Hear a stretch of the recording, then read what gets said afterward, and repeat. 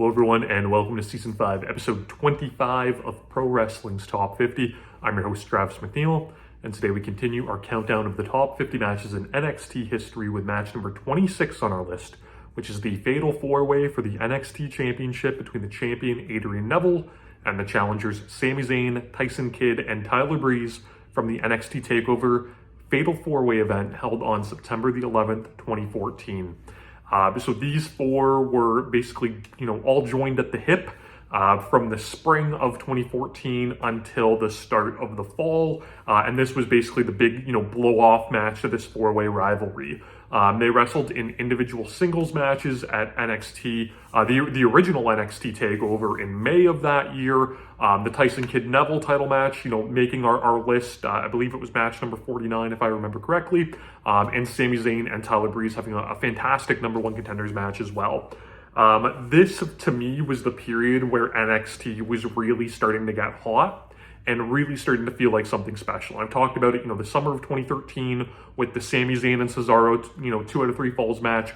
That's where, you started to see that shift a little bit. And then it was really, that fall of 2014, this period, where it was still feeling a bit like a developmental territory, but, they were really going all in with Neville and with Zayn. You had great supporting characters like Tyler Breeze, someone that felt like he had been in developmental for forever, through all of these various gimmicks and things like that, finally starting to click as Tyler Breeze. You had a tag team division that was starting to flourish. You had, Kevin Owens, coming soon, and Finn Balor coming soon, and Kenta coming soon, and you had all of this excitement that was coming into NXT, and these signings really starting to roll in. So it was a really exciting time, as a wrestling fan that's been been watching the WWE my entire life, to see this change start. So we got this match, and this match is fantastic. It's so smart. They don't really do anything to break the mold, but it is, in my opinion, one of the better four-way matches that I think there's ever been. Because, all of these guys have their characters, all of these guys have their rivalries. Everybody comes into this match with a game plan. The crowd, there's all of these ebbs and flows in this match, and the crowd reacts in turn, leading to an explosive finish that really did a great job of building the next couple of months of NXT, leading to the end of 2014, the TakeOver Our Revolution event that I felt, really changed NXT going forward and made it, I can't miss, wrestling television show. So with this match, it starts with a four-way knuckle lock, and the heels immediately, both cheap shot, the respective face that they've kind of been feuding with primarily, and they take the match to the floor. The faces manage to come back a little bit, and you get just the brief, face-off between Neville and Sami Zayn in the ring before they're again attacked by the heels.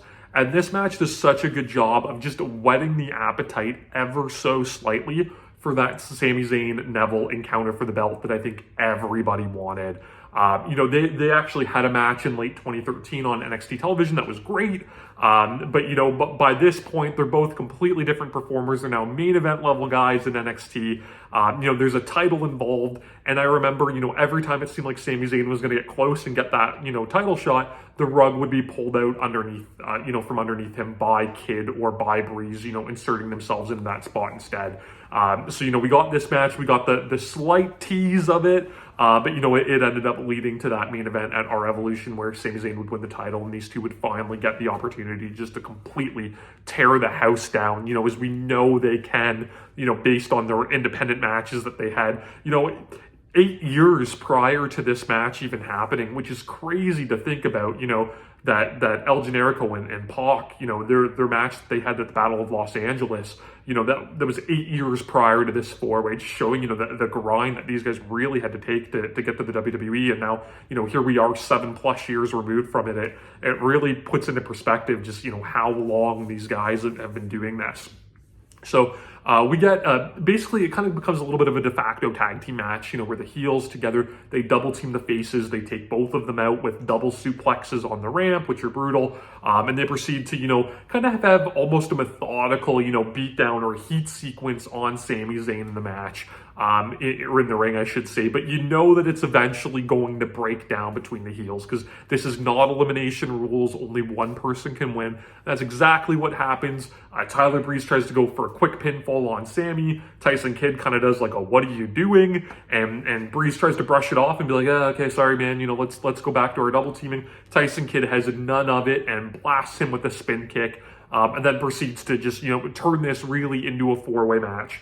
And I talk about, the strategies that these guys have in this match. So obviously the heels, had the strategy of, we were going to double team and try to, to hurt the faces as much as we can. But when it shifts into this, every man for themselves format, Tyson Kidd is incredible in this match.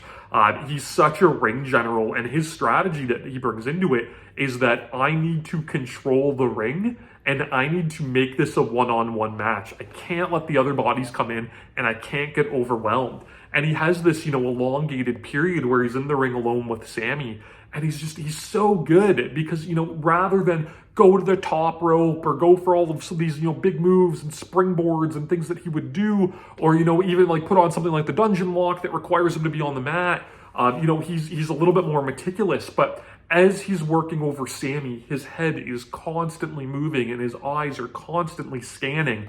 He grabs a chin lock and he's just constantly looking out to see where Breeze and Neville are while cranking on the chin lock. When he sees, them kind of both start to come toward the ring, he ties Sami Zayn up in a tree of woe so that his weakened opponent can't go anywhere, and he proceeds to blast them both with kicks off the ring apron and then go back to work on Sami.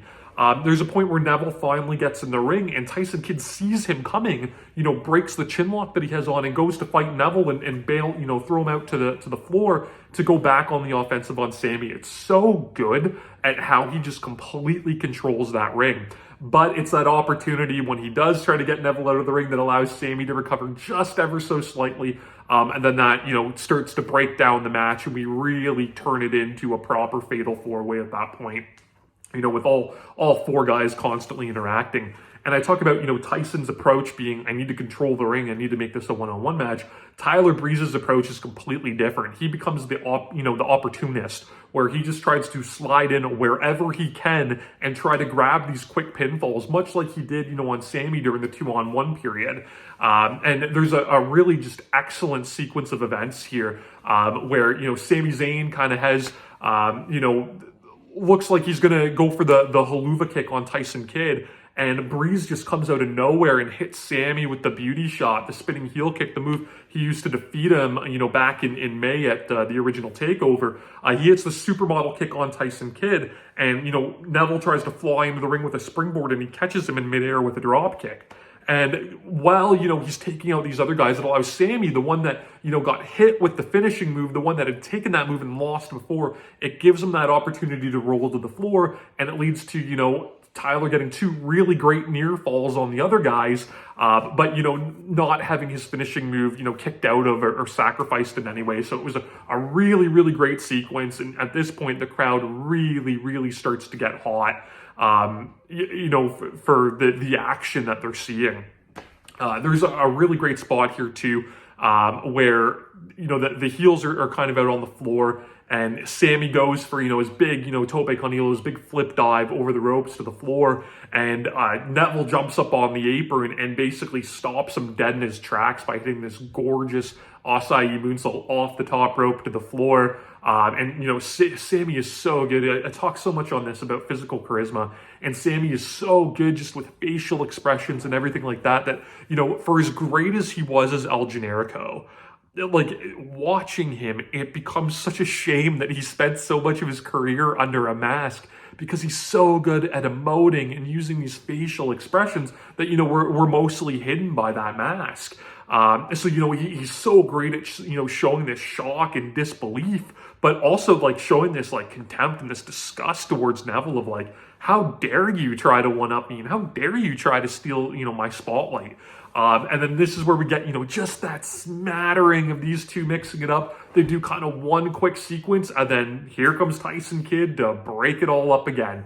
And he gets this great run too, where he's, launching guys out of the ring, and, he hits like a three-handled moss-covered family credenza, and, gets a near fall off of that. And, as things continue to break down, then we get, Neville's little offensive run of taking out everybody, where he hits a shooting star press onto Sami Zayn, but as he's coming down, he gets the double knees across the back of Tyson Kidd as well. That's something, he used to do on the independents quite a bit that I don't know if he'd ever done it in the WWE up until that point. So it was really, really great and a great example of taking out multiple opponents with your offense. But who slips in? Tyler Breeze slips in, throws Neville out to the floor and gets a 2 count. Off of Neville's offense, and just great, that opportunistic, that was maybe my favorite near fall of the match, and I completely bought it, at the time, and like watching it back, you still kind of bite on near falls a little bit, even though you know the eventual winner, but it was really, really great, and the crowd, reacted great to that near fall. Like Tyler, he's going back to the well though. He goes for the beauty shot on Sami again. Sami ducks it. Tyson, catches the legs, coming over Sami's head and turns it into the sharpshooter. Something that I loved, while he's struggling for that sharpshooter, he's trying to grab the arm too and turn it into the dungeon lock. But, Tyler Breeze isn't letting him grab that arm, so he has to settle for the sharpshooter and turn him into that again. But again, the problem with having the sharpshooter is you have your back to someone. So great spot where it looks like Tyler Breeze is about to tap and Neville slips in and grabs his hand to stop that, him from tapping out, and allows Sami to sneak in and break the hold up, because again, Tyson, who's done such a great job at controlling that ring because of the move that he had to ultimately choose, the risk for it outweighed the reward, because it, allowed him to get hit in the back by Sami and have the hold broken. Our actual finishing sequence here is genius. So all of these guys had, these offensive run opportunities where they took everybody out and got their near falls. So naturally, it would make sense that it's Sami Zayn's turn. So he catches Neville coming into the corner and basically like banderas him out all the way to the floor. Catches, Tyson Kidd coming in and exploder suplexes him into the buckles. Goes for the Yakuza, the Haluva kick, sees Neville kind of getting up on the floor and instead just hits like a bullet tope right through the ropes, through the corner post into Neville that sends him all the way over the rails into the crowd. It looked insane. After he hits that, he sees Tyler Breeze getting up, so he hits the thread the needle DDT on the floor to him, gets back in the ring, blasts Tyson Kidd with the Yakuza kick. 1, 2, but no 3, because we get the reveal that Neville had pulled the referee out of the ring. And I talked about this recently too, with the Ember Moon and Asuka video the other day, when I referenced the CM Punk and Samoa Joe match where Ricky Steamboat suggested, why don't one of you put your feet on the ropes? And this is the same thing where, you have a champion that's a babyface that's been champion for so long and starts to feel so vulnerable and becomes so desperate of keeping the title that, occasionally he might resort to those underhanded tactics. There's technically nothing wrong with what Neville did in the context of the match. It's no disqualification. He didn't harm the official or, put his hands on him in a violent way. He just simply stopped the fall. Not much different than, him grabbing the hand of Tyler Breeze about to tap. But it's just the way it's done that this squeaky clean babyface kind of bends the rules just a little bit. That when you eventually get the face versus face battle between him and Sami, you now have that person that you want to root for, right? You want to root for that title change. It's so great. It's so well done. Again, Sami is incredible here, just selling the shock.